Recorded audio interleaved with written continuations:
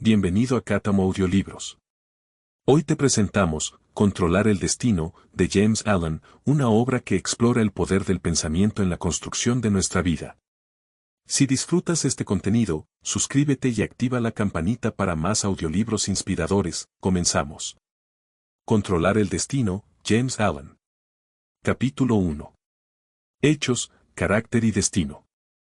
Existe, y siempre ha existido, una creencia generalizada en el destino, es decir, en un poder eterno e inescrutable que asigna fines definidos tanto a los individuos como a las naciones.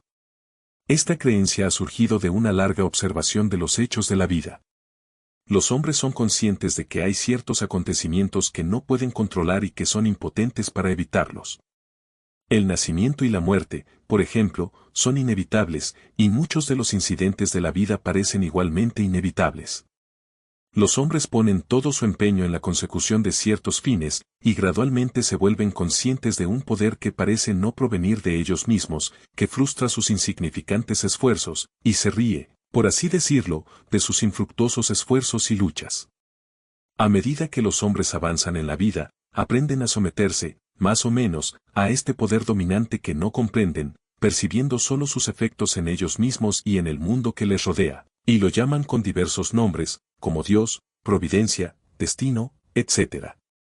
Los hombres de contemplación, como los poetas y los filósofos, se hacen a un lado, por así decirlo, para observar los movimientos de este misterioso poder que parece elevar a sus favoritos por un lado, y abatir a sus víctimas por el otro, sin referencia al mérito o demérito.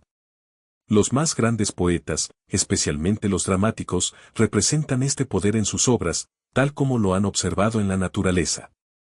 Los dramaturgos griegos y romanos suelen representar a sus héroes conociendo de antemano su destino y poniendo medios para escapar de él, pero al hacerlo se ven envueltos ciegamente en una serie de consecuencias que provocan la fatalidad que intentan evitar.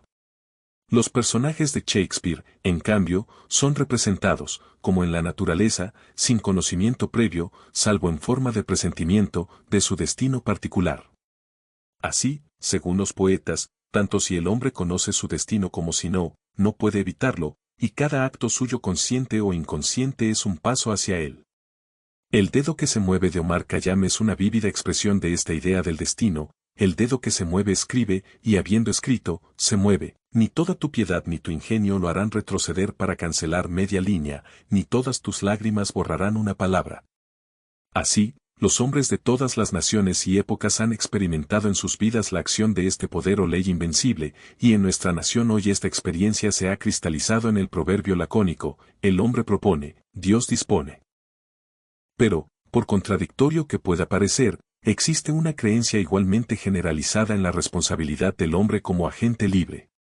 Toda la enseñanza moral es una afirmación de la libertad del hombre para elegir su curso y moldear su destino, y los esfuerzos pacientes e incansables del hombre para alcanzar sus fines son declaraciones de conciencia de libertad y poder.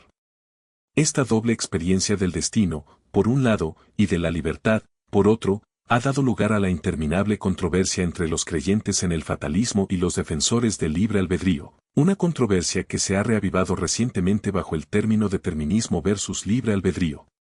Entre extremos aparentemente contradictorios hay siempre un camino intermedio de equilibrio, justicia o compensación que, aunque incluye a ambos extremos, no puede decirse que sea ni uno ni otro, y que pone a ambos en armonía, y este camino intermedio es el punto de contacto entre dos extremos.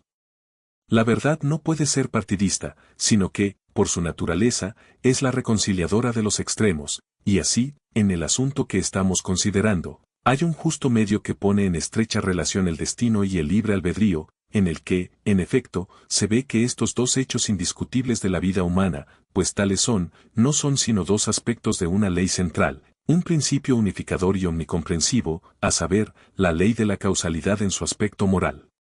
La causalidad moral necesita tanto del destino como del libre albedrío, tanto de la responsabilidad individual como de la predestinación individual, porque la ley de las causas debe ser también la ley de los efectos, y causa y efecto deben ser siempre iguales. El tren de la causalidad, tanto en la materia como en la mente, debe estar eternamente equilibrado, por lo tanto eternamente justo, eternamente perfecto. De este modo, puede decirse que cada efecto es una cosa predestinada, pero el poder predeterminante es una causa, y no el fiat de una voluntad arbitraria. El hombre se encuentra envuelto en el tren de la causalidad. Su vida se compone de causas y efectos. Es a la vez siembra y cosecha. Cada acto suyo es una causa que debe equilibrarse con sus efectos. Él elige la causa, esto es el libre albedrío, no puede elegir, alterar o evitar el efecto, esto es el destino, así, el libre albedrío representa el poder de iniciar las causas, y el destino es la implicación en los efectos. Por lo tanto, es cierto que el hombre está predestinado a ciertos fines, pero él mismo, aunque no lo sabe, ha emitido el mandato, esa cosa buena o mala de la que no hay escapatoria, él, por sus propios actos, la ha provocado. Aquí puede alegarse que el hombre no es responsable de sus actos, que estos son efectos de su carácter, y que no es responsable del carácter, bueno o malo, que le fue dado al nacer. Si el carácter le fuera dado al nacer, esto sería cierto, y entonces no habría ley moral ni necesidad de enseñanza moral, pero los caracteres no se dan hechos, sino que evolucionan, son, en efecto, efectos, productos de la propia ley moral, es decir, productos de las obras. El carácter es el resultado de una acumulación de actos que el individuo ha ido acumulando, por así decirlo, a lo largo de su vida. El hombre es el hacedor de sus propios actos, como tal, es el forjador de su propio carácter, y como hacedor de sus actos y forjador de su carácter, es el moldeador y formador de su destino. Tiene el poder de modificar y alterar sus actos, y cada vez que actúa modifica su carácter, y con la modificación de su carácter para bien o para mal, está predeterminando para sí mismo nuevos destinos, destinos desastrosos o benéficos de acuerdo con la naturaleza de sus actos. El carácter es el destino mismo, como combinación fija de actos, lleva en sí mismo los resultados de esos actos. Estos resultados yacen ocultos como semillas morales en los oscuros recovecos del carácter, esperando su estación de germinación, crecimiento y fructificación. Aquellas cosas que le suceden a un hombre son el reflejo de sí mismo, aquel destino que le perseguía, del que era incapaz de escapar mediante el esfuerzo, o de evitarlo mediante la oración, era el implacable demonio de sus propias malas acciones exigiendo e imponiendo restitución. Aquellas bendiciones y maldiciones que le llegan sin ser solicitadas son los ecos reverberantes de los sonidos que él mismo emitió. Es este conocimiento de la ley perfecta que obra a través y por encima de todas las cosas, de la justicia perfecta que opera en y ajusta todos los asuntos humanos, lo que permite al hombre bueno amar a sus enemigos, y elevarse por encima de todo odio, resentimiento y queja, porque sabe que sólo los suyos pueden venir a él, y que, aunque esté rodeado de perseguidores, sus enemigos no son más que los instrumentos ciegos de una retribución impecable, y así no los culpa, sino que tranquilamente recibe sus cuentas y pacientemente paga sus deudas morales. Pero esto no es todo, no se limita a pagar sus deudas, sino que se cuida de no contraer más deudas. Se vigila a sí mismo y hace que sus actos sean intachables. Mientras paga las cuentas malas, va acumulando las buenas. Al poner fin a su propio pecado, pone fin al mal y al sufrimiento. Y ahora consideremos cómo opera la ley en instancias particulares en la realización del destino a través de las obras y el carácter. En primer lugar, examinaremos la vida presente, porque el presente es la síntesis de todo el pasado, el resultado neto de todo lo que un hombre ha pensado y hecho está contenido en él. Es notable que a veces el hombre bueno fracasa y el hombre sin escrúpulos prospera, un hecho que parece poner todas las máximas morales en cuanto a los buenos resultados de la rectitud fuera de cuenta, y debido a esto, muchas personas niegan la operación de cualquier ley justa en la vida humana, e incluso declaran que son principalmente los injustos los que prosperan. Sin embargo, la ley moral existe, y no es alterada ni subvertida por conclusiones superficiales.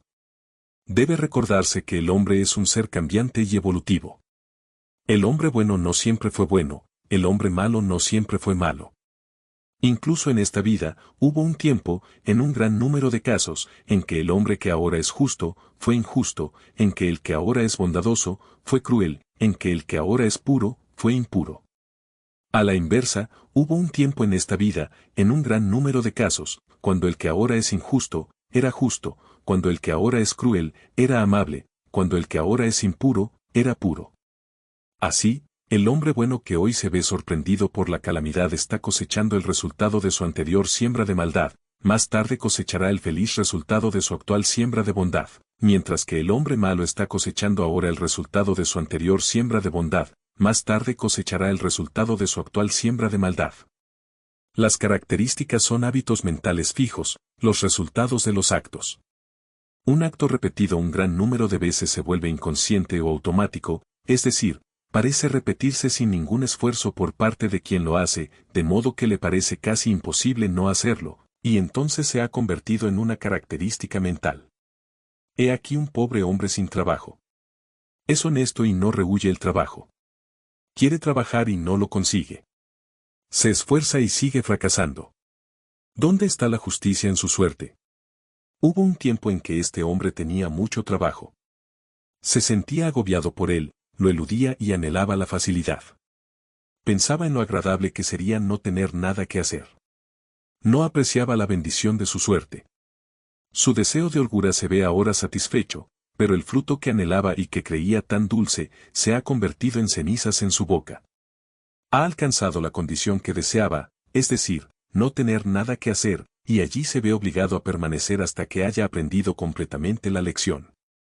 Y segaramente está aprendiendo que la facilidad habitual es degradante, que no tener nada que hacer es una condición de miseria, y que el trabajo es algo noble y bendito. Sus deseos y acciones anteriores le han llevado a donde está, y ahora su actual deseo de trabajar, su incesante búsqueda y petición de ello, traerá con la misma seguridad su propio resultado benéfico. No deseando más la ociosidad, su condición actual, como un efecto, cuya causa ya no se propaga, pronto desaparecerá y obtendrá empleo, y si toda su mente está ahora puesta en el trabajo, y lo desea por encima de todo, entonces cuando llegue se verá abrumado por él, fluirá hacia él desde todos los lados, y prosperará en su industria. Entonces, si no comprende la ley de causa y efecto en la vida humana, se preguntará por qué el trabajo le llega aparentemente sin buscarlo, mientras que otros que lo buscan denodadamente no lo consiguen. Nada llega de improviso, donde está la sombra, allí está también la sustancia. Lo que llega al individuo es el producto de sus propios actos. Así como la industria alegre conduce a una mayor industria y a una prosperidad creciente, y el trabajo eludido o emprendido con descontento conduce a un menor grado de trabajo y a una prosperidad decreciente, así sucede con todas las variadas condiciones de la vida tal como las vemos, son los destinos forjados por los pensamientos y las acciones de cada individuo en particular. Lo mismo ocurre con la gran variedad de caracteres, que son la maduración y el crecimiento maduro de la siembra de las acciones. Así como el individuo cosecha lo que siembra, la nación, al ser una comunidad de individuos, cosecha también lo que siembra. Las naciones se engrandecen cuando sus líderes son hombres justos, caen y se desvanecen cuando sus hombres justos fallecen. Los que están en el poder dan ejemplo, bueno o malo, a toda la nación. Grande será la paz y la prosperidad de una nación cuando surja en ella una línea de estadistas que, habiéndose establecido primero en una elevada integridad de carácter, dirijan las energías de la nación hacia el cultivo de la virtud y el desarrollo del carácter, sabiendo que sólo a través de la industria personal, la integridad y la nobleza puede proceder la prosperidad nacional. Sin embargo, por encima de todo, está la gran ley, que con calma y con infalible justicia reparte a los mortales sus destinos fugaces, manchados de lágrimas o de sonrisas, el tejido de sus manos. La vida es una gran escuela para el desarrollo del carácter, y todos, a través de la lucha y la lucha, el vicio y la virtud, el éxito y el fracaso, están aprendiendo lenta pero segaramente las lecciones de la sabiduría. Capítulo 2. La ciencia del autocontrol. Vivimos en una era científica. Los hombres de ciencia se cuentan por millares, y están incesantemente buscando, analizando y experimentando con miras al descubrimiento y al aumento del conocimiento. Las estanterías de nuestras bibliotecas, tanto públicas como privadas, están repletas de imponentes volúmenes sobre temas científicos, y los maravillosos logros de la ciencia moderna están siempre ante nosotros, ya sea en nuestros hogares o en nuestras calles, en el campo o en la ciudad, en la tierra o en el mar, tendremos ante nosotros algún maravilloso dispositivo, algún logro reciente de la ciencia, para aumentar nuestra comodidad, aumentar nuestra velocidad o ahorrar el trabajo de nuestras manos. Sin embargo, con todo nuestro vasto acervo de conocimientos científicos y sus sorprendentes y rápidamente crecientes resultados en el mundo de los descubrimientos y las invenciones, hay, en esta época, una rama de la ciencia que ha decaído tanto que casi ha caído en el olvido, una ciencia, no obstante, que es de mayor importancia que todas las demás ciencias juntas, y sin la cual toda ciencia no haría sino servir a los fines del egoísmo y ayudar a la destrucción del hombre, me refiero a la ciencia del dominio de sí mismo. Nuestros científicos modernos estudian los elementos y fuerzas que están fuera de ellos mismos, con el objeto de controlarlos y utilizarlos. Los antiguos estudiaban los elementos y las fuerzas que estaban dentro de ellos mismos, con el fin de controlarlos y utilizarlos, y los antiguos produjeron tan poderosos maestros del conocimiento en esta dirección, que hasta el día de hoy son venerados como dioses, y las vastas organizaciones religiosas del mundo se basan en sus logros. Por maravillosas que sean las fuerzas de la naturaleza, son muy inferiores a la combinación de fuerzas inteligentes que constituyen la mente del hombre y que dominan y dirigen las fuerzas mecánicas ciegas de la naturaleza. Por lo tanto, se deduce que, para comprender, controlar y dirigir las fuerzas internas de la pasión, el deseo, la voluntad y el intelecto, es estar en posesión de los destinos de los hombres y las naciones. Como en la ciencia ordinaria, hay, en esta ciencia divina, grados de logro, y un hombre es grande en conocimiento, grande en sí mismo, y grande en su influencia sobre el mundo, en la medida en que es grande en autocontrol. Aquel que comprende y domina las fuerzas de la naturaleza externa es el científico natural, pero aquel que comprende y domina las fuerzas internas de la mente es el científico divino, y las leyes que operan al obtener un conocimiento de las apariencias externas, operan también al obtener un conocimiento de las variedades internas.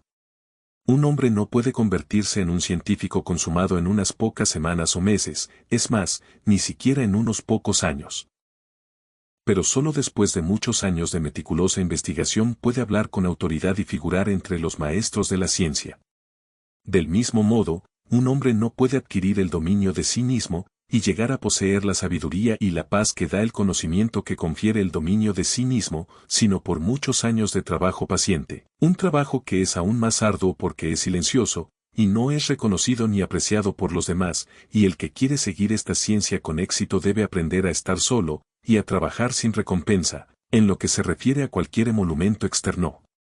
El científico natural sigue, en la adquisición de su tipo particular de conocimiento, los siguientes 5 pasos ordenados y secuenciales. 1. Observación, es decir, observa atenta y persistentemente los hechos de la naturaleza. 2. Experimentación, habiéndose familiarizado, mediante repetidas observaciones, con ciertos hechos, experimenta con esos hechos, con vistas al descubrimiento de las leyes naturales. Somete sus hechos a rígidos procesos de análisis, y así descubre lo que es inútil y lo que tiene valor, y rechaza lo primero y retiene lo segundo. 3. Clasificación, después de haber acumulado y verificado una masa de hechos mediante innumerables observaciones y experimentos, comienza a clasificar esos hechos, a ordenarlos en grupos con el objeto de descubrir alguna ley subyacente, algún principio oculto y unificador, que gobierne, regule y una esos hechos. 4. La deducción, se pasa así a la cuarta etapa de la deducción. A partir de los hechos y resultados que tiene ante sí, descubre ciertos modos invariables de acción y revela así las leyes ocultas de las cosas. 5. El conocimiento, habiendo demostrado y establecido ciertas leyes, se puede decir de un hombre así que sabe. Es un científico, un hombre de conocimiento. Pero el logro del conocimiento científico no es el fin, por grande que sea. Los hombres no alcanzan el conocimiento solo para sí mismos, ni para guardarlo en secreto en sus corazones, como una hermosa joya en un cofre oscuro. El fin de tal conocimiento es el uso, el servicio, el aumento de la comodidad y la felicidad del mundo. Así, cuando un hombre se ha convertido en científico, da al mundo el beneficio de su conocimiento y desinteresadamente otorga a la humanidad los resultados de todos sus trabajos. Por lo tanto, más allá del conocimiento, hay otro paso de la utilización, es decir, el uso correcto y desinteresado del conocimiento adquirido, la aplicación del conocimiento a la invención para el bien común. Se observará que los 5 pasos o procesos enumerados siguen una sucesión ordenada, y que ningún hombre puede convertirse en científico si omite alguno de ellos. Sin el primer paso de la observación sistemática, por ejemplo, ni siquiera podría entrar en el reino del conocimiento de los secretos de la naturaleza. Al principio, el buscador de tal conocimiento tiene ante sí un universo de cosas, estas cosas no las entiende, muchas de ellas, de hecho, parecen estar irreconciliablemente opuestas unas a otras, y hay una aparente confusión, pero siguiendo paciente y laboriosamente estos 5 procesos, descubre el orden, la naturaleza y las esencias de las cosas. Percibe la ley o leyes centrales que las unen en una relación armoniosa y así pone fin a la confusión y la ignorancia. Al igual que el científico natural, el científico divino debe seguir, con la misma diligencia abnegada, 5 pasos progresivos para alcanzar el autoconocimiento, el autodominio. Estos 5 pasos son los mismos que los del científico natural, pero el proceso se invierte, la mente, en lugar de centrarse en las cosas externas, se vuelve sobre sí misma, y las investigaciones se llevan a cabo en el reino de la mente, de la propia mente, en lugar de en el de la materia. Al principio, el buscador del conocimiento divino se enfrenta a esa masa de deseos, pasiones, emociones, ideas e intelectos que se llama a sí mismo, que es la base de todas sus acciones y de la que procede su vida. Esta combinación de fuerzas invisibles, pero poderosas, aparece confusamente, algunas de ellas están, aparentemente, en conflicto directo entre sí, sin ninguna apariencia o esperanza de reconciliación. Su mente en su totalidad, también, con su vida que procede de esa mente, no parece tener ninguna relación equitativa con muchas otras mentes y vidas a su alrededor, y en conjunto hay una condición de dolor y confusión de la que le gustaría escapar. Así, comienza por darse cuenta agudamente de su estado de ignorancia, porque nadie podría adquirir conocimiento natural o divino si estuviera convencido de que sin estudio o trabajo ya lo posee. Con tal percepción de la propia ignorancia, viene el deseo de conocimiento, y el novicio en autocontrol entra en el camino ascendente, en el cual están los siguientes 5 pasos. 1. Introspección. Esto coincide con la observación del científico natural. El ojo mental se vuelve como un reflector sobre las cosas internas de la mente, y sus procesos sutiles y siempre variables son observados y cuidadosamente anotados. Este apartarse de las gratificaciones egoístas, de las excitaciones de los placeres y ambiciones mundanos, para observar, con el objeto de comprender, la propia naturaleza, es el comienzo del autocontrol. Hasta entonces, el hombre se ha dejado llevar ciega e impotentemente por los impulsos de su naturaleza, mera criatura de las cosas y de las circunstancias, pero ahora pone freno a sus impulsos y, en lugar de ser controlado, comienza a controlar. 2. Autoanálisis. Una vez observadas las tendencias de la mente, se las examina de cerca y se las somete a un rígido proceso de análisis. Las malas tendencias, las que producen efectos dolorosos, se separan de las buenas tendencias, las que producen efectos pacíficos, y las diversas tendencias, con las acciones particulares que producen, y los resultados definidos que invariablemente surgen de estas acciones, son gradualmente captadas por el entendimiento, que por fin es capaz de seguirlas en su rápida y sutil interacción y profundas ramificaciones. Es un proceso de prueba y comprobación y, para el buscador, un periodo de ser probado y comprobado. 3. Ajuste. En este momento, el estudiante práctico de las cosas divinas tiene claramente ante sí cada tendencia y aspecto de su naturaleza, hasta los impulsos más profundos de su mente y los motivos más sutiles de su corazón. No queda un punto o rincón que no haya explorado e iluminado con la luz del autoexamen. Conoce cada punto débil y egoísta, cada cualidad fuerte y virtuosa. Se considera el colmo de la sabiduría ser capaz de vernos a nosotros mismos como nos ven los demás, pero el practicante del autocontrol va mucho más allá, no solo se ve a sí mismo como le ven los demás, sino que se ve tal como es. Así, estando cara a cara consigo mismo, sin esforzarse por ocultar ninguna falta secreta, sin defenderse ya con halagos agradables, sin infravalorarse ni sobrevalorarse a sí mismo ni a sus poderes, y sin maldecirse más con autoalabanzas o autocompasión, ve la magnitud total de la tarea que tiene ante sí, ve muy lejos las alturas del dominio de sí mismo, y sabe qué trabajo tiene que hacer para alcanzarlas. Ya no está en un estado de confusión, sino que ha vislumbrado las leyes que operan en el mundo del pensamiento, y ahora comienza a ajustar su mente de acuerdo con esas leyes.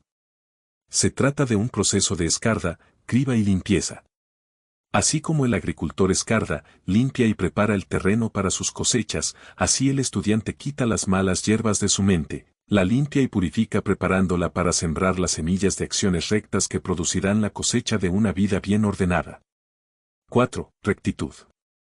Habiendo ajustado sus pensamientos y acciones a esas leyes menores que operan en las actividades mentales en la producción de dolor y placer, intranquilidad y paz, tristeza y dicha, ahora percibe que hay implicada en esas leyes una gran ley central que, como la ley de gravitación en el mundo natural, es suprema en el mundo de la mente, una ley a la que todos los pensamientos y acciones están subordinados, y por la cual son regulados y mantenidos en su esfera apropiada.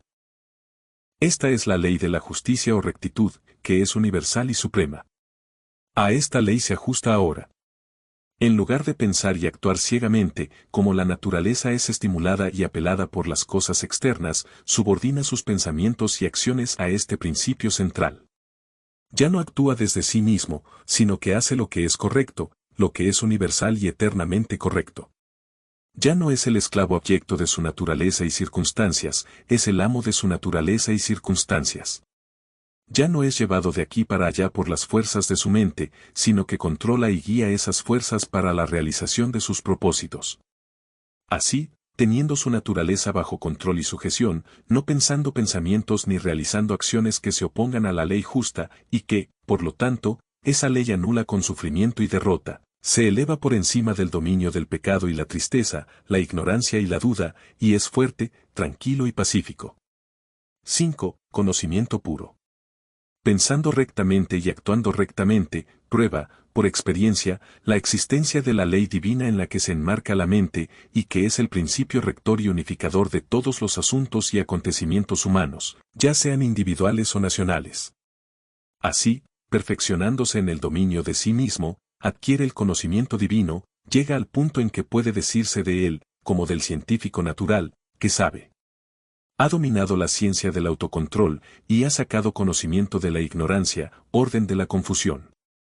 Ha adquirido ese conocimiento de sí mismo que incluye el conocimiento de todos los hombres, ese conocimiento de la propia vida que abarca el conocimiento de todas las vidas, ya que todas las mentes son iguales en esencia, difiriendo solo en grado, están enmarcadas en la misma ley, y los mismos pensamientos y actos, cualquiera que sea el individuo que los realice, siempre producirán los mismos resultados.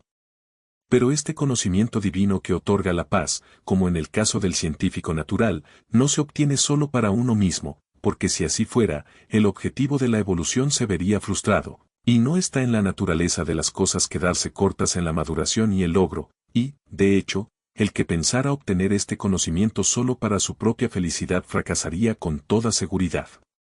Así, más allá del quinto escalón del conocimiento puro, hay otro de sabiduría, que es la aplicación correcta del conocimiento adquirido, el derramar sobre el mundo, desinteresadamente y sin escatimar, el resultado de los propios trabajos, acelerando así el progreso y elevando a la humanidad.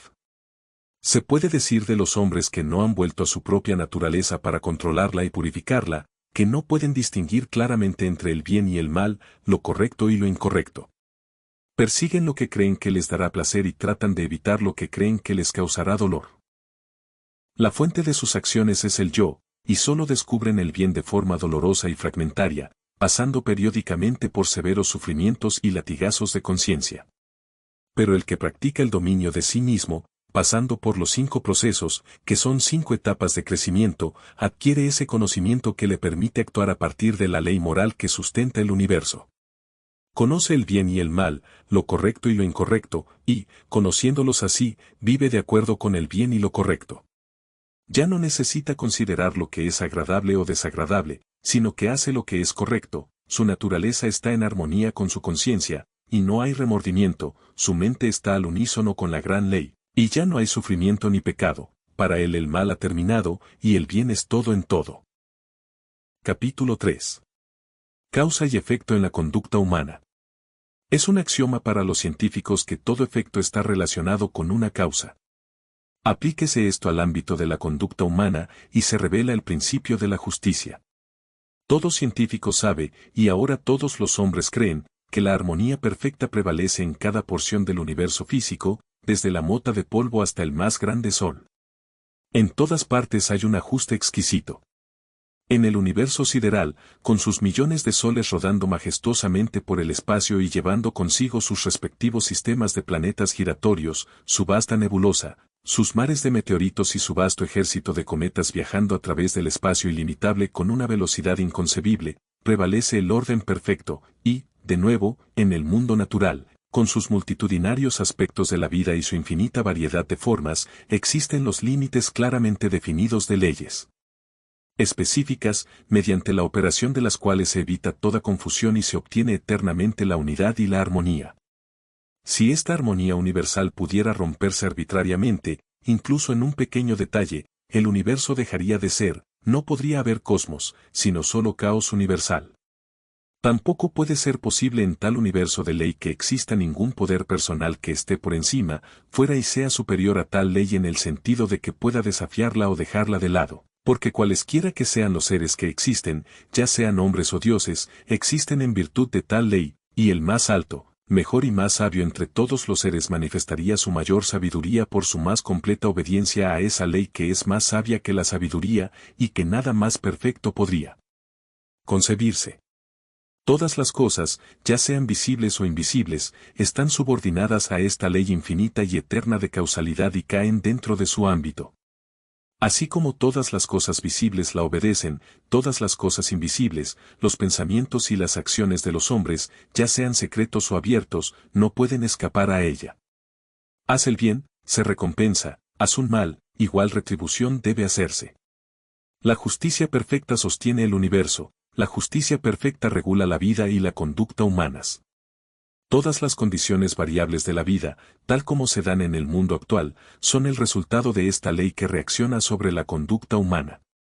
El hombre puede, y de hecho lo hace, elegir las causas que va a poner en funcionamiento, pero no puede cambiar la naturaleza de los efectos, puede decidir qué pensamientos va a pensar y qué obras va a hacer, pero no tiene poder sobre los resultados de esos pensamientos y obras, estos están regulados por la ley imperante. El hombre tiene todo el poder para actuar, pero su poder termina con el acto cometido. El resultado del acto no puede ser alterado, anulado o evadido, es irrevocable. Los malos pensamientos y actos producen condiciones de sufrimiento, los buenos pensamientos y actos determinan condiciones de bienaventuranza.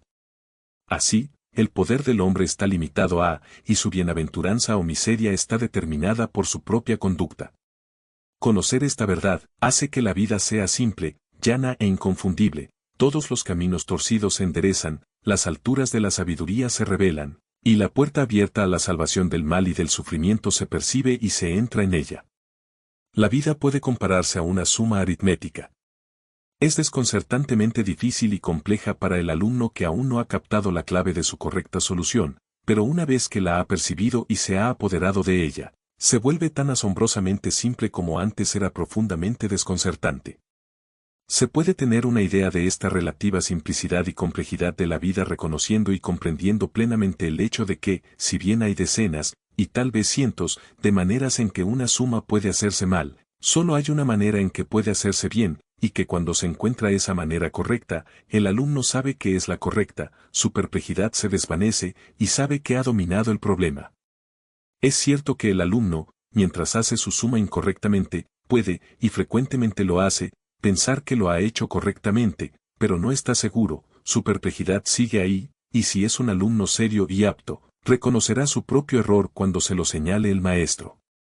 Así en la vida, los hombres pueden pensar que viven correctamente mientras continúan, por ignorancia, viviendo mal, pero la presencia de la duda, la perplejidad y la infelicidad son indicaciones seguras de que aún no se ha encontrado el camino correcto.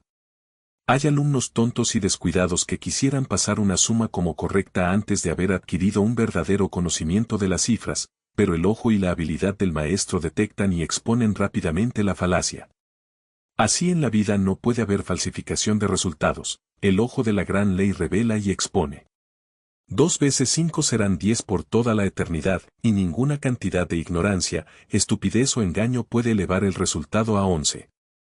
Si uno mira superficialmente un trozo de tela, lo ve como un trozo de tela, pero si va más allá e indaga en su fabricación, y lo examina de cerca y con atención, ve que está compuesto de una combinación de hilos individuales, y que, aunque todos los hilos son interdependientes, cada hilo sigue su propio camino en todo momento, sin confundirse nunca con su hilo hermano. Es esta ausencia total de confusión entre los hilos particulares lo que hace que la obra acabada sea un trozo de tela. Cualquier mezcla inarmónica de los hilos daría como resultado un manojo de desperdicios o un trapo inútil. La vida es como una pieza de tela, y los hilos que la componen son vidas individuales. Los hilos, aunque interdependientes, no se confunden entre sí. Cada uno sigue su propio curso. Cada individuo sufre y disfruta las consecuencias de sus propios actos, y no de los actos de otro. El curso de cada uno es simple y definido, el conjunto forma una complicada, pero armoniosa, combinación de secuencias. Hay acción y reacción, hecho y consecuencia, causa y efecto, y la reacción, la consecuencia y el efecto compensatorios están siempre en proporción exacta con el impulso iniciador. Una pieza de tela duradera y satisfactoria no puede estar hecha de un material de mala calidad, y los hilos de pensamientos egoístas y malas acciones no producirán una vida útil y hermosa, una vida que se desgaste bien, y que soporte una inspección minuciosa. Cada hombre hace o estropea su propia vida, no la hace ni la estropea su prójimo, ni nada externo a él. Cada pensamiento que tiene, cada acto que hace, es otro hilo, de mala calidad o genuino, tejido en el vestido de su vida, y así como él hace el vestido, así debe usarlo. No es responsable de los actos de su prójimo, no es el guardián de las acciones de su prójimo, solo es responsable de sus propios actos, es el guardián de sus propias acciones. El problema del mal subsiste en las propias malas acciones del hombre, y se resuelve cuando esas acciones son purificadas. Dice Rousseau, hombre, no busques más el origen del mal, tú mismo eres su origen. El efecto nunca puede divorciarse de la causa, nunca puede ser de naturaleza distinta de la causa. Emerson dice, la justicia no se pospone, una equidad perfecta ajusta el equilibrio en todas las partes de la vida. Y hay un sentido profundo en el que causa y efecto son simultáneos, y forman un todo perfecto. Así, en el instante en que un hombre piensa, digamos, un pensamiento cruel, o hace un acto cruel, en ese mismo instante ha herido su propia mente, no es el mismo hombre que era en el instante anterior. Es un poco más vil y un poco más infeliz, y un número de tales pensamientos y actos sucesivos produciría un hombre cruel y desdichado. Lo mismo se aplica a lo contrario, el pensamiento de un pensamiento bondadoso, o hacer una acción bondadosa, una nobleza inmediata y la felicidad lo acompañan, el hombre es mejor de lo que era antes, y un número de tales acciones produciría un alma grande y dichosa. Así, la conducta humana individual determina, por la impecable ley de causa y efecto, el mérito o demérito individual, la grandeza o mezquindad individual, la felicidad o desdicha individual. Lo que un hombre piensa, eso hace, lo que hace, eso es. Si está perplejo, infeliz, inquieto o desdichado, que se mire a sí mismo, porque allí y en ninguna otra parte está la fuente de todos sus problemas. Capítulo 4. El entrenamiento de la voluntad. El cultivo de la firmeza y estabilidad de carácter que comúnmente se denomina fuerza de voluntad es uno de los principales deberes del hombre, ya que su posesión es esencialmente necesaria para su bienestar temporal y eterno. La firmeza de propósito está en la raíz de todos los esfuerzos exitosos, ya sea en las cosas mundanas o espirituales, y sin ella el hombre no puede ser más que desdichado, y dependiente de otros para el apoyo que debería encontrarse dentro de sí mismo. El misterio que ha sido arrojado alrededor del tema del cultivo de la voluntad por aquellos que anuncian vender consejos ocultos sobre el asunto por tantos dólares, debe ser evitado y disipado, porque nada podría estar más alejado del secreto y el misterio que los métodos prácticos por los cuales solo la fuerza de voluntad puede ser desarrollada. El verdadero camino del cultivo de la voluntad solo se encuentra en la vida cotidiana común del individuo, y es tan obvio y sencillo que la mayoría, buscando algo complicado y misterioso, lo pasa por alto. Un poco de pensamiento lógico pronto convencerá a un hombre de que no puede ser débil y fuerte al mismo tiempo, que no puede desarrollar una voluntad más fuerte mientras sigue siendo esclavo de indulgencias débiles, y que, por lo tanto, el camino directo y único hacia esa mayor fuerza es asaltar y conquistar sus debilidades.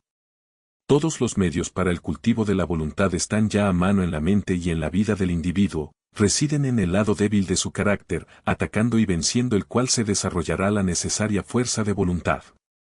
Quien haya logrado captar esta verdad simple y preliminar, percibirá que toda la ciencia del cultivo de la voluntad se encarna en las 7 reglas siguientes. 1. Romper con los malos hábitos. 2. Formar buenos hábitos. 3. Prestar escrupulosa atención al deber del momento presente. 4. Haz enérgicamente, y de inmediato, lo que haya que hacer. 5. Vive según las reglas. 6. Controla la lengua. 7. Controlar la mente. Cualquiera que medite seriamente y practique diligentemente las reglas anteriores, no dejará de desarrollar la pureza de propósito y el poder de voluntad que le permitirán hacer frente con éxito a todas las dificultades y atravesar triunfalmente todas las emergencias. Se verá que el primer paso es romper con los malos hábitos. No es tarea fácil. Exige grandes esfuerzos, o una sucesión de esfuerzos, y es por medio de tales esfuerzos que la voluntad puede ser vigorizada y fortificada. Si uno se niega a dar el primer paso, no puede aumentar su fuerza de voluntad, porque al someterse a un mal hábito, debido al placer inmediato que proporciona, uno pierde el derecho a gobernarse a sí mismo, y es hasta ahora un esclavo débil. Quien evita así la autodisciplina y busca secretos ocultos para ganar fuerza de voluntad con poco o ningún esfuerzo, se engaña a sí mismo y debilita la fuerza de voluntad que ya posee. El aumento de la fuerza de voluntad que se obtiene al vencer los malos hábitos permite iniciar los buenos hábitos, porque, mientras que vencer un mal hábito solo requiere fuerza de voluntad, crear uno nuevo requiere una dirección inteligente de la voluntad. Para ello, un hombre debe ser mentalmente activo y enérgico y debe mantener una vigilancia constante sobre sí mismo. A medida que un hombre logra perfeccionarse en la segunda regla, no le será muy difícil observar la tercera, la de prestar escrupulosa atención al deber del momento presente. La minuciosidad es un paso ineludible en el desarrollo de la voluntad. La negligencia es señal de debilidad. Se debe aspirar a la perfección, incluso en la tarea más pequeña. No dividiendo la mente, sino prestando toda la atención a cada tarea por separado, tal como se presenta, se adquiere gradualmente la unicidad de propósito y la intensa concentración de la mente, 2 poderes mentales que dan peso y valor al carácter y traen reposo y alegría a su poseedor. La cuarta regla, la de hacer vigorosamente y de inmediato lo que haya que hacer, es igualmente importante. La ociosidad y una voluntad fuerte no pueden ir juntas, y la dilación es una barrera total para la adquisición de una acción resuelta. No hay que dejar nada para otro momento, ni siquiera unos minutos. Lo que debe hacerse ahora, debe hacerse ahora. Esto parece poca cosa, pero tiene una gran importancia. Conduce a la fuerza, al éxito y a la paz. El hombre que ha de manifestar una voluntad cultivada debe también vivir según ciertas reglas fijas. No debe gratificar ciegamente sus pasiones e impulsos, sino que debe educarlos en la obediencia. Debe vivir según principios y no según pasiones. Debe decidir que comerá, beberá y vestirá, y que no comerá, beberá ni vestirá, cuántas comidas hará al día, y a qué horas las hará, a qué horas se acostará, y a qué horas se levantará. Debe establecer reglas para el correcto gobierno de su conducta en cada departamento de su vida, y debe adherirse religiosamente a ellas. Vivir libre e indiscriminadamente, comiendo y bebiendo y complaciéndose sensualmente a la llamada del apetito y la inclinación, es ser un mero animal, y no un hombre con voluntad y razón. La bestia en el hombre debe ser azotada y disciplinada y sometida, y esto solo puede hacerse entrenando la mente y la vida en ciertas reglas fijas de conducta correcta. El santo alcanza la santidad no violando sus votos, y el hombre que vive según reglas buenas y fijas, es fuerte para cumplir su propósito.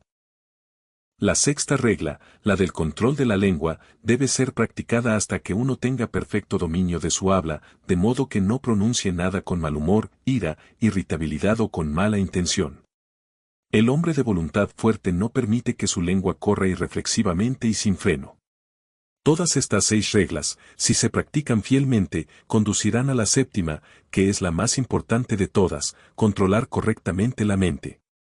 El dominio de sí mismo es la cosa más esencial de la vida, y sin embargo la menos comprendida, pero el que pacientemente practique las reglas aquí expuestas, poniéndolas en práctica en todos sus caminos y empresas, Aprenderá, por su propia experiencia y esfuerzos, a controlar y entrenar su mente, y a ganar con ello la corona suprema de la hombría, la corona de una voluntad perfectamente equilibrada.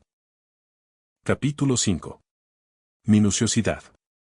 La meticulosidad consiste en hacer las cosas pequeñas como si fueran las más grandes del mundo.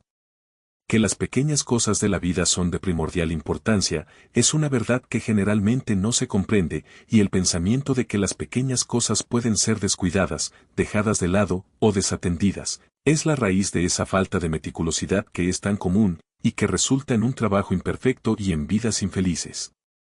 Cuando uno comprende que las grandes cosas del mundo y de la vida consisten en una combinación de pequeñas cosas, y que sin esta agregación de pequeñas cosas las grandes cosas no existirían, entonces comienza a prestar cuidadosa atención a aquellas cosas que antes consideraba insignificantes. Así adquiere la cualidad de la minuciosidad y se convierte en un hombre útil e influyente, porque la posesión o no posesión de esta cualidad puede significar toda la diferencia entre una vida de paz y poder, y una de miseria y debilidad. Todo empleador de mano de obra sabe cuán rara es esta cualidad, cuán difícil es encontrar hombres y mujeres que pongan pensamiento y energía en su trabajo, y lo hagan completa y satisfactoriamente. Abunda la mala mano de obra. La habilidad y la excelencia son adquiridas por pocos. La irreflexión, el descuido y la pereza son vicios tan comunes que debería dejar de parecer extraño que, a pesar de la reforma social, las filas de los desempleados sigan engrosándose, ya que los que malgastan su trabajo hoy, otro día, en la hora de profunda necesidad, buscarán y pedirán trabajo en vano. La ley de la supervivencia del más fuerte no se basa en la crueldad, sino en la justicia, es un aspecto de esa equidad divina que prevalece en todas partes. El vicio es golpeado con muchos azotes, si no fuera así, ¿cómo podría desarrollarse la virtud? El irreflexivo y el perezoso no pueden prevalecer sobre el reflexivo y laborioso, ni estar en pie de igualdad con ellos. Un amigo mío me cuenta que su padre daba a todos sus hijos el siguiente consejo: cualquiera que sea vuestro trabajo futuro, poned toda vuestra mente en él y hacedlo a conciencia. Entonces no tendréis que temer por vuestro bienestar, porque hay tantos descuidados y negligentes que los servicios del hombre minucioso están siempre en demanda. Conozco a quienes durante años han tratado casi en vano de conseguir mano de obra competente en esferas que no requieren una habilidad excepcional, pero que exigen principalmente previsión, energía y un cuidado concienzudo. Han despedido a uno tras otro por negligencia, pereza, incompetencia e incumplimiento persistente del deber, por no mencionar otros vicios que no tienen relación con este tema. Sin embargo, el vasto ejército de desempleados sigue clamando contra las leyes, contra la sociedad y contra el cielo. La causa de esta común falta de rigor no está lejos de buscarse, radica en esa sed de placer que no solo crea aversión al trabajo constante, sino que incapacita para hacer el mejor trabajo y para cumplir debidamente con el propio deber. Hace poco tiempo, llegó a mis oídos el caso, uno de tantos, de una pobre mujer a la que se le concedió, a petición suya, un puesto de responsabilidad y lucrativo. Llevaba pocos días en su puesto cuando empezó a hablar de los viajes de placer que iba a hacer ahora que había llegado a ese lugar. Al cabo de un mes fue despedida por negligencia e incompetencia. Como dos objetos no pueden ocupar el mismo espacio al mismo tiempo, así la mente que está ocupada con el placer no puede también estar concentrada en el perfecto cumplimiento del deber.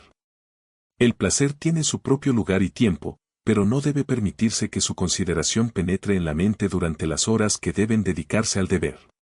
Aquellos que, mientras están ocupados en su tarea mundana, están continuamente pensando en los placeres anticipados, no pueden hacer otra cosa que chapucear en su trabajo, o incluso descuidarlo cuando su placer parece estar en juego. La minuciosidad es plenitud, perfección, significa hacer una cosa tan bien que no quede nada que desear, significa hacer el propio trabajo, si no mejor de lo que nadie puede hacerlo, al menos no peor que lo mejor que hacen los demás. Significa el ejercicio de mucho pensamiento, el despliegue de gran energía, la aplicación persistente de la mente a su tarea, el cultivo de la paciencia, la perseverancia y un alto sentido del deber. Un antiguo maestro dijo: si hay que hacer algo, que el hombre lo haga, que lo ataque con vigor, y otro maestro dijo: todo lo que tu mano encuentre para hacer, hazlo con tu fuerza. El que carece de minuciosidad en sus deberes mundanos, también carecerá de la misma cualidad en las cosas espirituales. No mejorará su carácter, será débil y poco entusiasta en su religión, y no logrará ningún fin bueno y útil. El hombre que mantiene un ojo en el placer mundano y el otro en la religión, y que piensa que puede tener la ventaja de ambas condiciones, no será minucioso ni en su búsqueda del placer ni en su religión, sino que hará un negocio lamentable de ambas. Es mejor ser un mundano de alma entera que un religioso a medias, es mejor dedicar toda la mente a una cosa inferior que la mitad de ella a una superior. Es preferible ser minucioso, aunque sea en una dirección mala o egoísta, que ineficaz y remilgado en las buenas direcciones, porque la minuciosidad conduce más rápidamente al desarrollo del carácter y a la adquisición de la sabiduría, acelera el progreso y el desenvolvimiento, y mientras conduce a los malos a algo mejor, estimula a los buenos a cotas cada vez más altas de utilidad y poder. Capítulo 6. Construir la mente y construir la vida. Todo, tanto en la naturaleza como en las obras del hombre, se produce por un proceso de construcción. La roca se compone de átomos, la planta, el animal y el hombre se componen de células, una casa se construye con ladrillos, y un libro se construye con letras. Un mundo se compone de un gran número de formas, y una ciudad de un gran número de casas. Las artes, las ciencias y las instituciones de una nación se construyen con el esfuerzo de los individuos. La historia de una nación es la construcción de sus hechos. El proceso de construcción requiere el proceso alternativo de destrucción. Las viejas formas que han servido a su propósito se rompen y el material del que están compuestas entra en nuevas combinaciones. Hay una integración y una desintegración recíprocas. En todos los cuerpos compuestos, las células viejas se desintegran sin cesar y se forman células nuevas para ocupar su lugar. Las obras del hombre también necesitan renovarse continuamente hasta que se han vuelto viejas e inútiles, momento en el que se derriban para que puedan servir a un fin mejor. Estos dos procesos de destrucción y reconstrucción en la naturaleza se llaman muerte y vida, en las obras artificiales del hombre se llaman destrucción y restauración. Este doble proceso, que se da universalmente en las cosas visibles, también se da universalmente en las cosas invisibles. Como un cuerpo está construido de células y una casa de ladrillos, así la mente de un hombre está construida de pensamientos. Los diversos caracteres de los hombres no son otra cosa que compuestos de pensamientos de diversas combinaciones. Aquí vemos la profunda verdad del dicho, como un hombre piensa en su corazón, así es él. Las características individuales son procesos fijos del pensamiento, es decir, son fijas en el sentido de que se han convertido en una parte tan integral del carácter que solo pueden ser alteradas o eliminadas mediante un prolongado esfuerzo de la voluntad y mediante mucha autodisciplina. El carácter se construye de la misma manera que se construye un árbol o una casa, es decir, mediante la adición incesante de nuevo material, y ese material es el pensamiento. Con la ayuda de millones de ladrillos se construye una ciudad, con la ayuda de millones de pensamientos se construye una mente, un carácter. Todo hombre es un constructor de mentes, lo reconozca o no. Todo hombre debe forzosamente pensar, y cada pensamiento es otro ladrillo colocado en el edificio de la mente.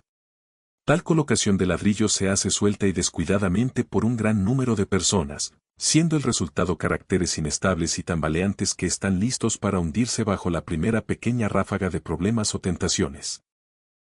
Algunos, también, ponen en el edificio de sus mentes un gran número de pensamientos impuros. Estos son tantos ladrillos podridos que se desmoronan tan rápido como se ponen, dejando siempre un edificio inacabado y antiestético, y que no puede proporcionar ninguna comodidad ni ningún refugio para su poseedor.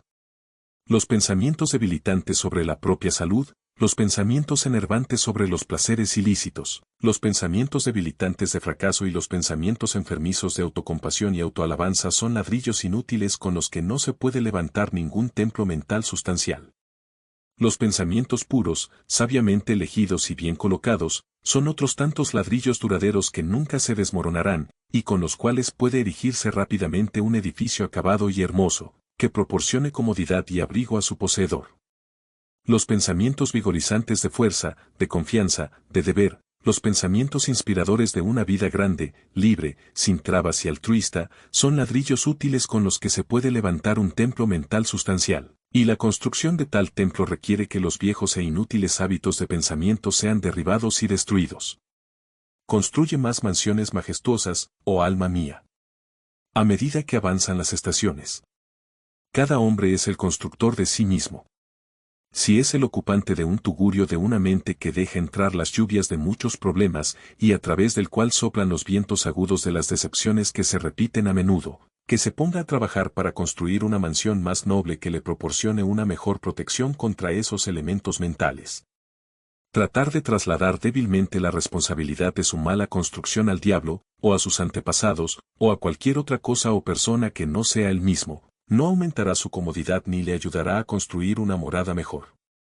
Cuando despierte a un sentido de su responsabilidad y una estimación aproximada de su poder, entonces comenzará a construir como un verdadero obrero, y producirá un carácter simétrico y acabado que perdurará, y será apreciado por la posteridad, y que, mientras que proporciona una protección que nunca falla para sí mismo, continuará dando refugio a muchos luchadores cuando él haya fallecido. Todo el universo visible se basa en unos pocos principios matemáticos. Todas las maravillosas obras del hombre en el mundo material han sido realizadas por la rígida observancia de unos pocos principios subyacentes, y todo lo que hay para hacer una vida exitosa, feliz y hermosa, es el conocimiento y la aplicación de unos pocos principios simples y fundamentales. Si un hombre quiere levantar un edificio que resista las tormentas más feroces, debe construirlo sobre un principio o ley matemática simple, como el cuadrado o el círculo. Si ignora esto, su edificio se derrumbará incluso antes de estar terminado. De un mismo modo, si un hombre quiere construir una vida exitosa, fuerte y ejemplar, una vida que resista con firmeza las tormentas más feroces de la adversidad y la tentación, debe basarse en unos pocos principios morales simples y sin desviaciones. 4 de estos principios son la justicia, la rectitud, la sinceridad y la bondad. Estas 4 verdades éticas son para la construcción de una vida lo que las 4 líneas de un cuadrado son para la construcción de una casa. Si un hombre las ignora y piensa obtener el éxito, la felicidad y la paz mediante la injusticia, el engaño y el egoísmo, se encuentra en la posición de un constructor que imagina que puede edificar una morada fuerte y duradera ignorando la disposición relativa de las líneas matemáticas y al final solo obtendrá decepción y fracaso.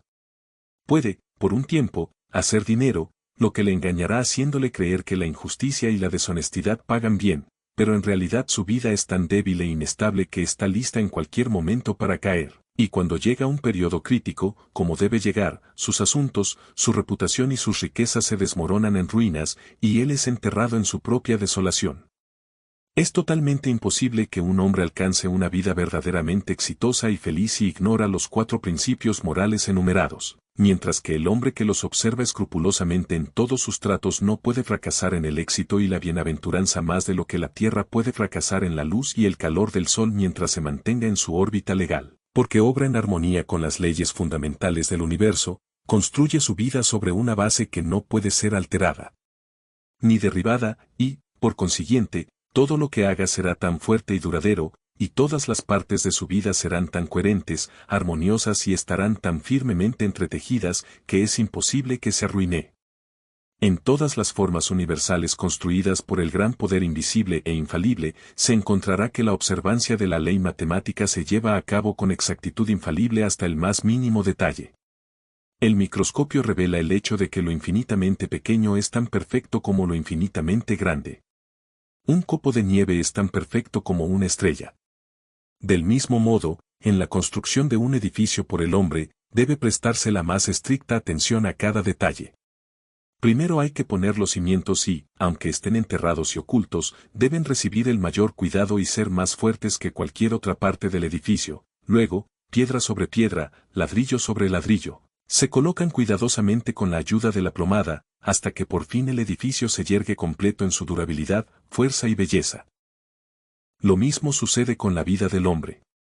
El que quiera tener una vida segura y dichosa, una vida libre de las miserias y fracasos de que tanto son víctimas, debe llevar la práctica de los principios morales a cada detalle de su vida, a cada deber momentáneo y transacción trivial. En cada pequeña cosa debe ser minucioso y honesto, sin descuidar nada. Descuidar o aplicar mal cualquier pequeño detalle, ya sea un hombre de negocios, un agricultor, un profesional o un artesano, es lo mismo que descuidar una piedra o un ladrillo en un edificio, y será una fuente de debilidad y problemas. La mayoría de los que fracasan y sufren lo hacen por descuidar detalles aparentemente insignificantes. Es un error común suponer que las cosas pequeñas pueden pasarse por alto, y que las cosas más grandes son más importantes y deben recibir toda la atención, pero una mirada superficial al universo, así como un poco de reflexión seria sobre la vida, enseñarán la lección de que nada grande puede existir que no esté hecho de pequeños detalles, y en cuya composición cada detalle sea perfecto. El que adopta los 4 principios éticos como ley y base de su vida, el que levanta el edificio de su carácter sobre ellos, el que en sus pensamientos, palabras y acciones no se aparta de ellos, el que cada deber y cada transacción pasajera se realiza en estricta conformidad con sus exigencias, tal hombre, estableciendo los cimientos ocultos de la integridad del corazón con seguridad y firmeza, no puede dejar de levantar una estructura que le traerá honor, y está construyendo un templo en él, que puede descansar en paz y bienaventuranza, incluso el templo fuerte y hermoso de su vida. Capítulo 7. El cultivo de la concentración. La concentración, o llevar la mente a un centro y mantenerla allí, es vitalmente necesaria para la realización de cualquier tarea. Es el padre de la minuciosidad y la madre de la excelencia. Como facultad, no es un fin en sí misma, sino una ayuda para todas las facultades, para todo trabajo. No es un fin en sí misma, pero es una fuerza que sirve a todos los fines. Como el vapor en la mecánica, es una fuerza dinámica en la maquinaria de la mente y en las funciones de la vida. La facultad es una posesión común, aunque en su perfección es rara, al igual que la voluntad y la razón son posesiones comunes, aunque una voluntad perfectamente equilibrada y una razón completa son posesiones raras, y el misterio que algunos escritores místicos modernos han arrojado a su alrededor es totalmente superfluo. Todo hombre de éxito, cualquiera que sea la dirección de su éxito, practica la concentración, aunque no sepa nada de ella como materia de estudio. Cada vez que uno se absorbe en un libro o en una tarea, o se extasía en la devoción o es asiduo en el deber, la concentración, en mayor o menor grado, entra en juego. Muchos libros que pretenden dar instrucciones sobre la concentración hacen de su práctica y adquisición un fin en sí mismo. No hay camino más seguro ni más rápido para su destrucción.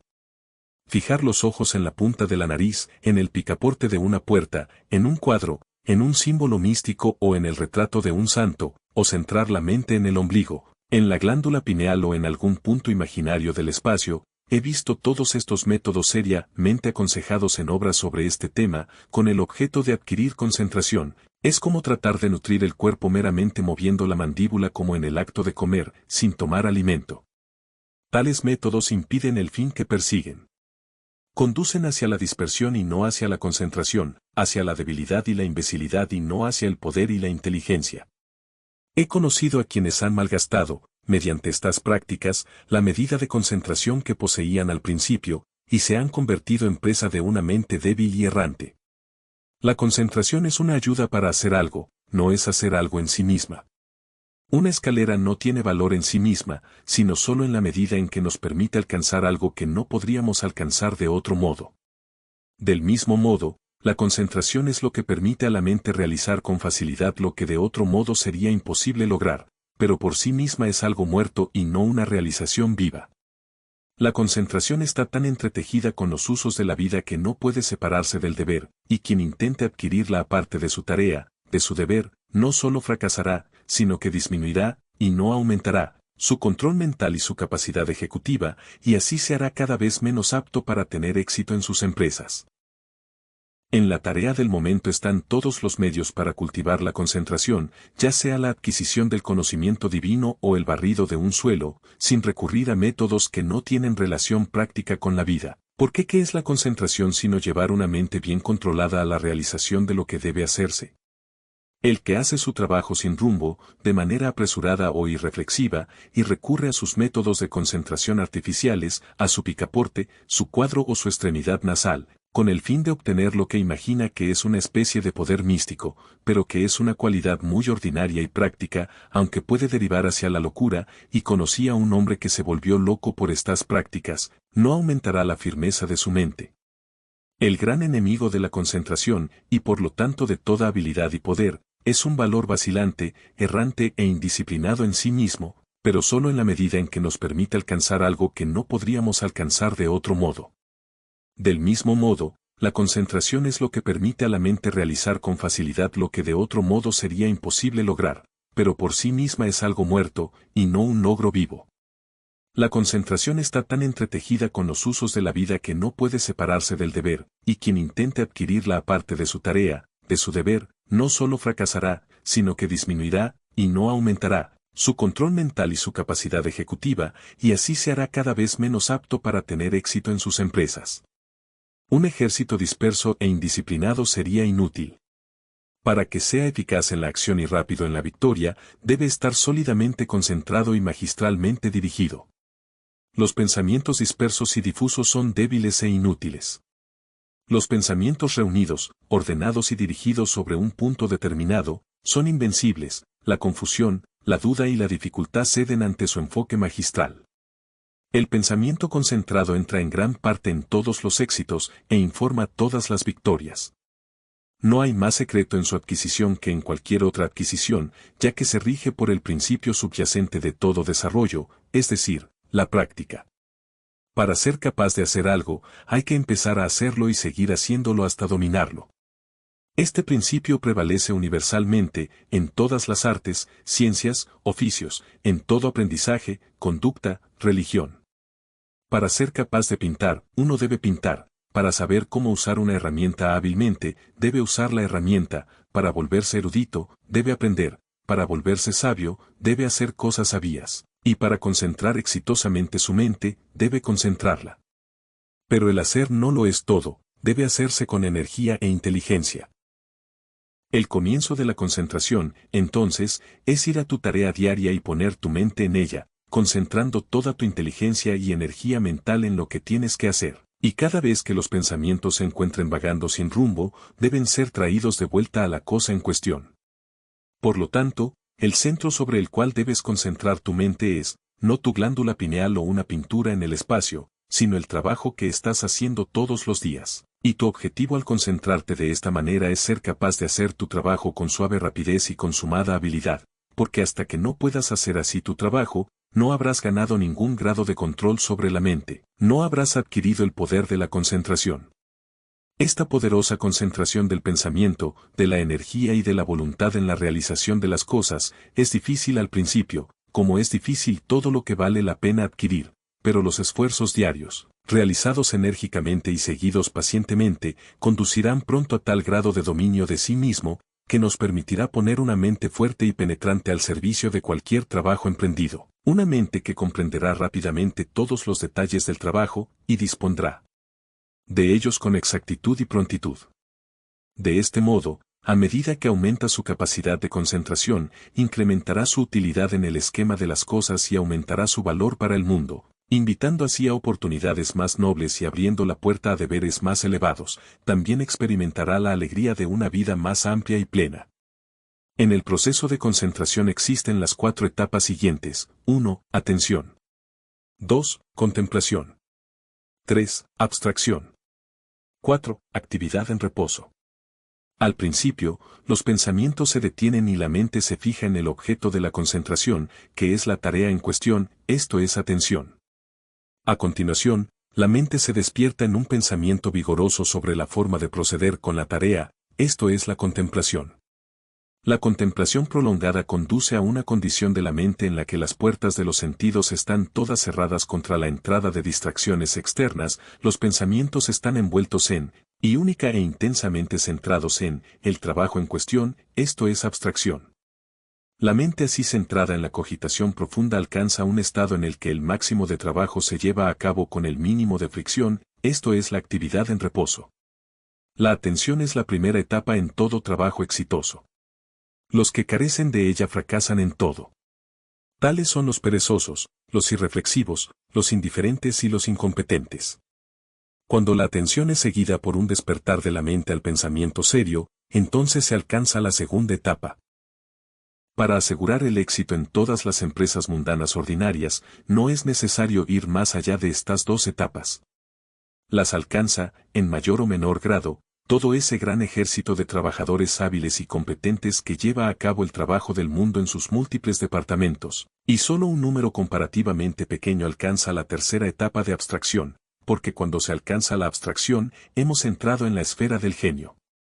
En las dos primeras etapas, el trabajo y la mente están separados, y el trabajo se realiza más o menos laboriosamente y con un cierto grado de fricción, pero en la tercera etapa, se produce un matrimonio del trabajo con la mente, hay una fusión, una unión, y los dos se convierten en uno, entonces hay una eficiencia superior con menos trabajo y fricción. En la perfección de las dos primeras etapas, la mente está objetivamente comprometida y es fácilmente sacada de su centro por las vistas y sonidos externos. Pero cuando la mente ha alcanzado la perfección en la abstracción, se logra el método subjetivo de trabajo, a diferencia del objetivo. El pensador es entonces ajeno al mundo exterior, pero está vivamente vivo en sus operaciones mentales. En efecto, esta abstracción es una especie de sueño de vigilia, pero su semejanza con un sueño termina con el estado subjetivo, no existen las operaciones mentales de ese estado, en el cual, en lugar de la confusión del sueño, hay un orden perfecto, una penetrante visión y una amplia gama de comprensión. Quien quiera que alcance la perfección en la abstracción manifestará genialidad en la obra particular en la que se centre su mente. Los inventores, artistas, poetas, científicos, filósofos y todos los hombres de genio son hombres de abstracción. Realizan subjetivamente, y con facilidad, lo que los trabajadores objetivos, hombres que aún no han superado la segunda etapa de concentración, no pueden realizar con el trabajo más extenuante. Cuando se alcanza el cuarto estadio, el de la actividad en reposo, se adquiere la concentración en su perfección. No he podido encontrar una sola palabra que exprese cabalmente esta condición dual de intensa actividad combinada con firmeza o reposo, y por lo tanto he empleado el término actividad en reposo. El término parece contradictorio, pero la simple ilustración de una peonza servirá para explicar la paradoja. Cuando una peonza gira a la máxima velocidad, la fricción se reduce al mínimo, y la peonza asume esa condición de perfecto reposo que es una vista tan hermosa para el ojo, y tan cautivadora para la mente, del escolar, que entonces dice que su peonza está dormida.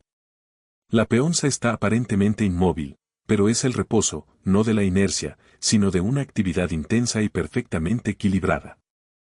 De la misma manera, la mente que ha adquirido una concentración perfecta se encuentra, cuando está ocupada en esa intensa actividad del pensamiento que da como resultado un trabajo productivo del más alto tipo, en un estado de tranquilo aplomo y sereno reposo. Externamente, no hay actividad aparente, no hay perturbación, y la cara de un hombre que ha adquirido este poder asumirá una calma más o menos radiante, y la cara será más sublimemente tranquila cuando la mente está más intensamente ocupada en el pensamiento activo. Cada etapa de la concentración tiene su poder particular. Así, la primera etapa, cuando se perfecciona, conduce a la utilidad, la segunda conduce a la destreza, la habilidad, el talento, la tercera conduce a la originalidad y el genio, mientras que la cuarta conduce a la maestría y el poder, y hace líderes y maestros de los hombres. En el desarrollo de la concentración, también, como en todos los objetos de crecimiento, las etapas siguientes encarnan las precedentes en su totalidad. Así, en la contemplación, la atención está contenida, en la abstracción, tanto la atención como la contemplación están encarnadas, y quien ha alcanzado la última etapa, pone en juego, en el acto de la contemplación, las cuatro etapas. El que se ha perfeccionado en la concentración es capaz, en cualquier momento, de llevar sus pensamientos a un punto sobre cualquier asunto, y buscar en él con la fuerte luz de una comprensión activa. Puede tanto tomar una cosa como dejarla con igual deliberación. Ha aprendido a utilizar sus facultades de pensamiento con fines fijos y a guiarlas hacia fines definidos. Es un hacedor inteligente de cosas, y no un débil vagabundo entre pensamientos caóticos. La decisión, la energía, el estado de alerta, así como la deliberación, el juicio y la gravedad, acompañan al hábito de la concentración, y ese vigoroso entrenamiento mental que implica su cultivo, conduce, a través de una utilidad y un éxito cada vez mayores en las ocupaciones mundanas, hacia esa forma superior de concentración llamada meditación, en la que la mente se ilumina divinamente y adquiere el conocimiento celestial. Capítulo 8. Práctica de la meditación. Cuando la aspiración se une a la concentración, el resultado es la meditación.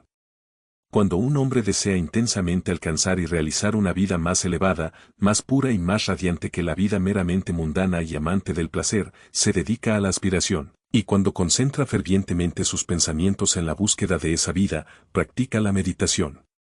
Sin aspiración intensa, no puede haber meditación. El letargo y la indiferencia son fatales para su práctica. Cuanto más intensa sea la naturaleza de un hombre, más fácilmente encontrará la meditación y con más éxito la practicará. Una naturaleza ardiente escalará más rápidamente las alturas de la verdad en la meditación, cuando sus aspiraciones se hayan despertado lo suficiente. La concentración es necesaria para el éxito mundano, la meditación es necesaria para el éxito espiritual. La habilidad y el conocimiento mundanos se adquieren mediante la concentración, la habilidad y el conocimiento espirituales se adquieren mediante la meditación. Por la concentración un hombre puede escalar las más altas alturas del genio, pero no puede escalar las alturas celestiales de la verdad. Para lograr esto, debe meditar. Mediante la concentración un hombre puede adquirir la maravillosa comprensión y el vasto poder de un César, mediante la meditación puede alcanzar la sabiduría divina y la paz perfecta de un Buda. La perfección de la concentración es el poder, la perfección de la meditación es la sabiduría. Por la concentración, los hombres adquieren habilidad en la realización de las cosas de la vida, en la ciencia, el arte, el comercio, etc. Pero por la meditación, adquieren habilidad en la vida misma, en la vida correcta, la iluminación, la sabiduría, etc. Los santos, los sabios, los salvadores, los hombres sabios y los maestros divinos son los productos acabados de la meditación sagrada. Las 4 etapas de la concentración se ponen en juego en la meditación. La diferencia entre los dos poderes es de dirección y no de naturaleza. La meditación es, por tanto, concentración espiritual, la focalización de la mente en su búsqueda del conocimiento divino, la vida divina, la intensa permanencia, en el pensamiento, de la verdad. Así, un hombre aspira a conocer y realizar, por encima de todas las cosas, la verdad, entonces presta atención a la conducta, a la vida, a la autopurificación, prestando atención a estas cosas. Pasa a la contemplación seria de los hechos, los problemas y el misterio de la vida, contemplando así, llega a amar la verdad tan plena e intensamente como para quedar totalmente absorto en ella. La mente se aleja de sus divagaciones en una multitud de deseos, y, resolviendo uno por uno los problemas de la vida, realiza esa profunda unión con la verdad que es el estado de abstracción, y así absorto en la verdad, existe ese equilibrio y aplomo de carácter, esa acción divina en reposo, que es la calma y la paz permanentes de una mente emancipada e iluminada. La meditación es más difícil de practicar que la concentración porque implica una autodisciplina mucho más severa que la que se obtiene en la concentración. Un hombre puede practicar la concentración sin purificar su corazón y su vida, mientras que el proceso de purificación es inseparable de la meditación. El objeto de la meditación es la iluminación divina, el logro de la verdad, y por lo tanto está entrelazado con la pureza práctica y la rectitud. Así, aunque al principio el tiempo dedicado a la meditación real es breve, quizás solo media hora por la mañana temprano, el conocimiento adquirido en esa media hora de vívida aspiración y pensamiento concentrado se plasma en la práctica durante todo el día. En la meditación, por lo tanto, está involucrada toda la vida de un hombre, y a medida que avanza en su práctica, se vuelve más y más apto para llevar a cabo los deberes de la vida en las circunstancias en que se encuentre, porque se vuelve más fuerte, más santo, más tranquilo y más sabio. El principio de la meditación es doble, a saber, 1. Purificación del corazón por el pensamiento repetitivo en cosas puras. 2. Alcanzar el conocimiento divino encarnando esa pureza en la vida práctica. El hombre es un ser de pensamiento, y su vida y carácter están determinados por los pensamientos en los que habitualmente habita. Por la práctica, la asociación y el hábito, los pensamientos tienden a repetirse con mayor y mayor facilidad y frecuencia, y así fijan el carácter en una dirección dada produciendo esa acción automática que se llama hábito. Al meditar diariamente sobre pensamientos puros, el hombre de meditación forma el hábito del pensamiento puro e iluminado que conduce a acciones puras e iluminadas y a deberes bien cumplidos. Por la repetición incesante de pensamientos puros, al final se convierte en uno con esos pensamientos y es un ser purificado, manifestando su logro en acciones puras, en una vida serena y sabia. La mayoría de los hombres viven en una serie de deseos, pasiones, emociones y especulaciones conflictivas, y hay inquietud, incertidumbre y tristeza.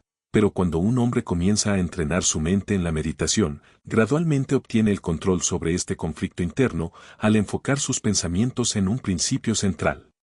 De este modo se rompen los viejos hábitos de pensamiento y acción impuros y erróneos, y se forman los nuevos hábitos de pensamiento y acción puros e iluminados. El hombre se reconcilia cada vez más con la verdad, y se produce una armonía y un discernimiento crecientes, una perfección y una paz cada vez mayores.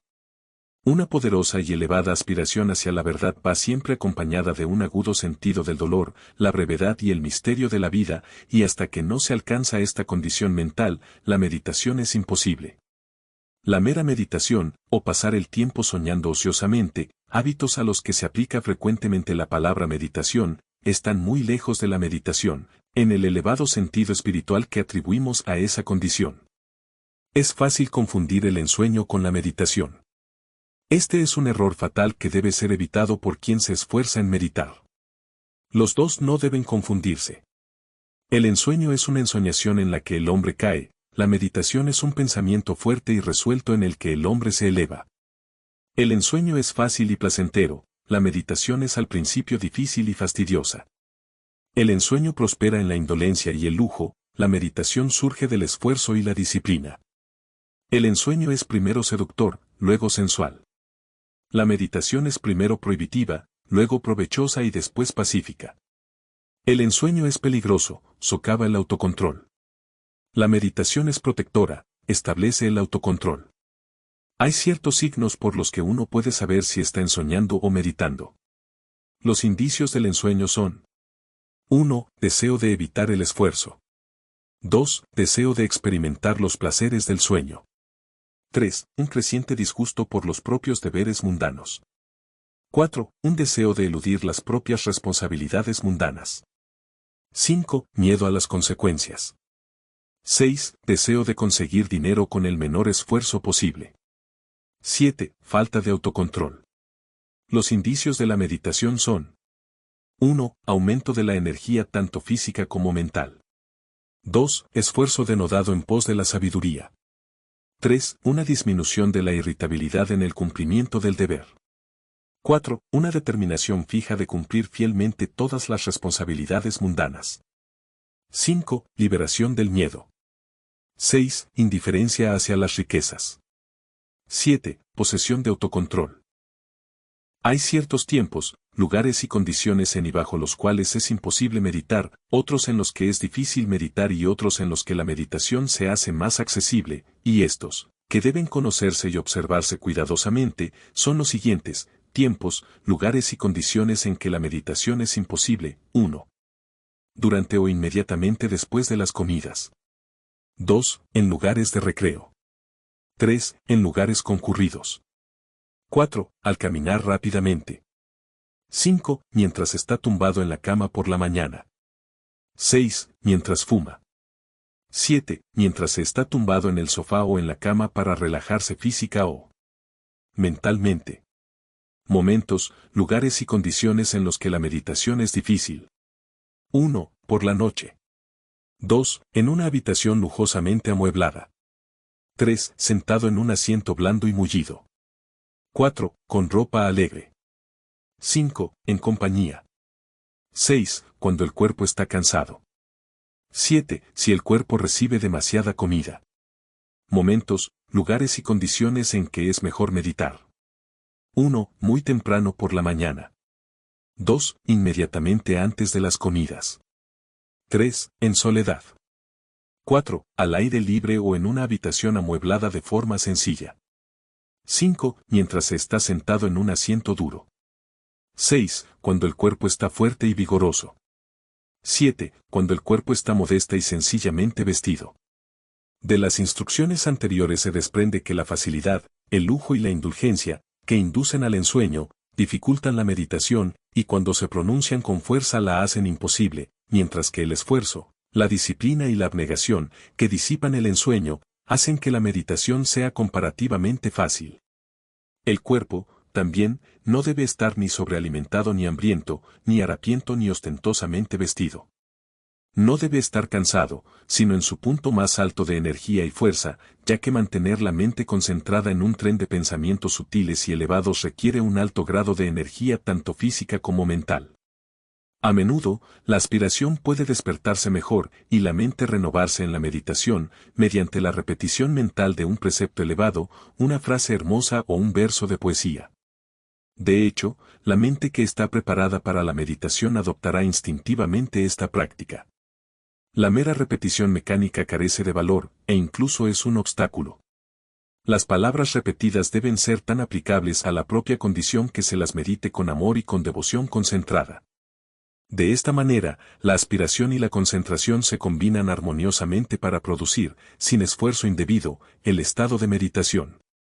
Todas las condiciones arriba mencionadas son de la mayor importancia en las primeras etapas de la meditación, y deben ser cuidadosamente anotadas y debidamente observadas por todos los que se esfuerzan por adquirir la práctica.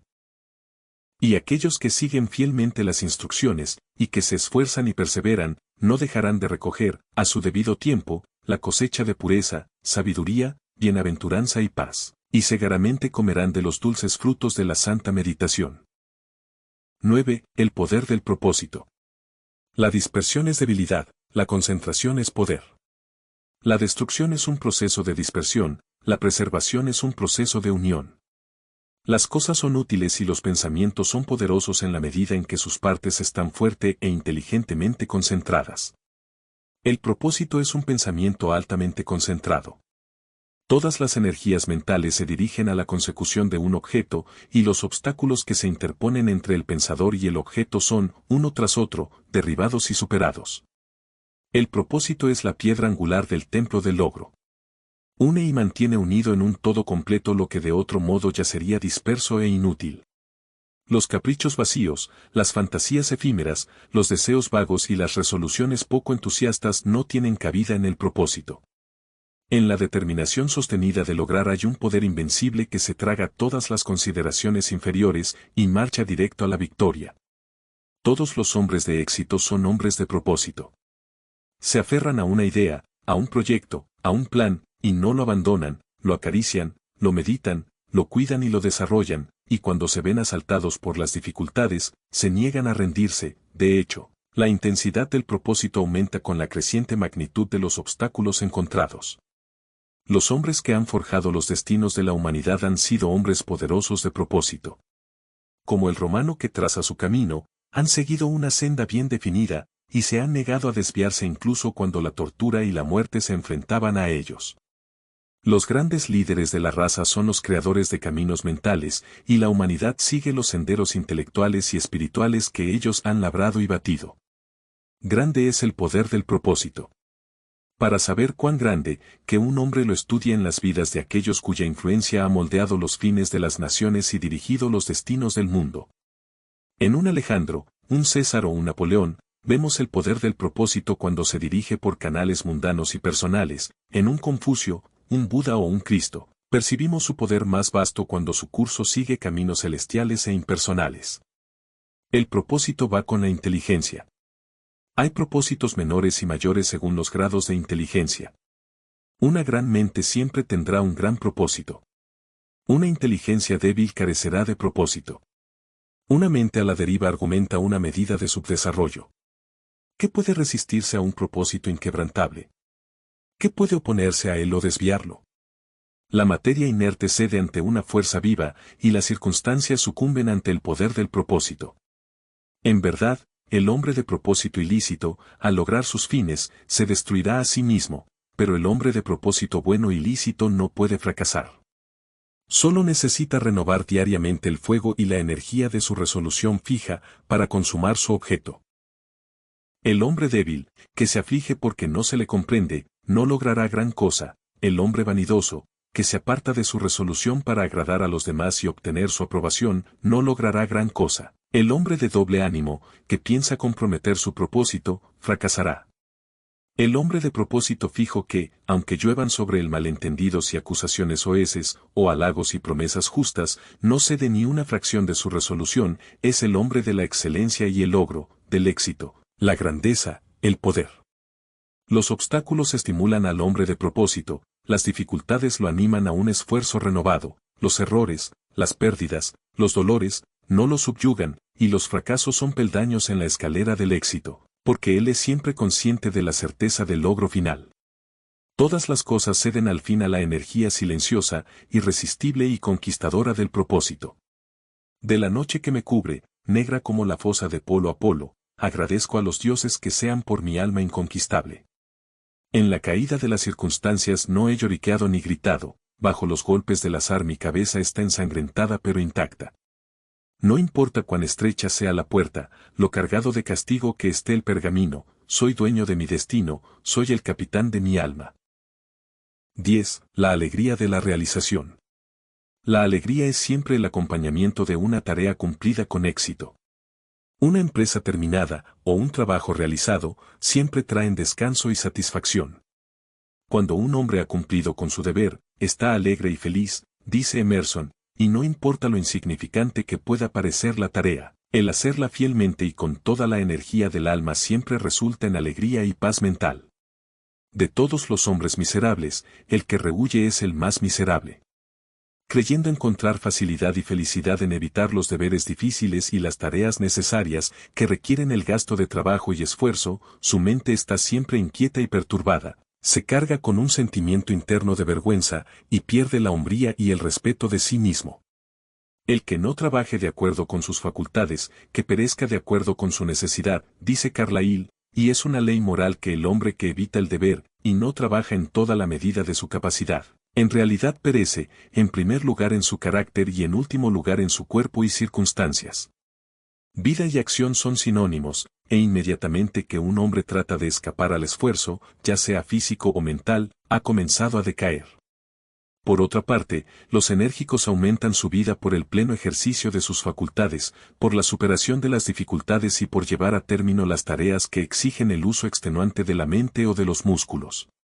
Qué feliz se siente un niño cuando domina por fin una lección escolar que le ha costado tanto trabajo. El atleta, que ha entrenado su cuerpo a través de largos meses o años de disciplina y esfuerzo, es ricamente bendecido por el aumento de su salud y fuerza, y se encuentra con el regocijo de sus amigos cuando lleva a casa el premio del campo de la competencia. Después de muchos años de trabajo ingrato, el corazón del erudito se alegra con las ventajas y poderes que otorga el aprendizaje. El hombre de negocios, luchando incesantemente con dificultades e inconvenientes, se ve ampliamente recompensado con la feliz seguridad de un éxito bien ganado, y el horticultor, luchando vigorosamente contra la terca tierra, se sienta por fin a comer de los frutos de su trabajo. Cada logro exitoso, incluso en las cosas mundanas, es recompensado con su propia medida de alegría, y en las cosas espirituales, la alegría que sobreviene a la perfección del propósito es segura, profunda y duradera. Grande es la alegría del corazón, aunque inefable, cuando, después de innumerables y aparentemente infructuosos intentos, algún defecto arraigado en el carácter es por fin expulsado para no molestar más a su antigua víctima y al mundo. El luchador por la virtud, el que se dedica a la santa tarea de forjar un carácter noble, saborea, a cada paso de la conquista sobre sí mismo, una alegría que no vuelve a abandonarle, sino que se convierte en parte integrante de su naturaleza espiritual. Toda la vida es una lucha, tanto fuera como dentro hay condiciones contra las que el hombre debe luchar, su propia existencia es una serie de esfuerzos y logros, y su derecho a permanecer entre los hombres como una unidad útil de la humanidad depende de la medida de su capacidad para luchar con éxito con los elementos de la naturaleza exterior, o con los enemigos de la virtud y la verdad interior. Se exige del hombre que continúe esforzándose por conseguir cosas mejores, una mayor perfección, logros más y más elevados, y de acuerdo con la medida de su obediencia a esta exigencia, el ángel de la alegría espera sobre sus pasos y le sirve, porque aquel que está ansioso por aprender, deseoso de saber, y que se esfuerza por lograr, encuentra la alegría que canta eternamente en el corazón del universo.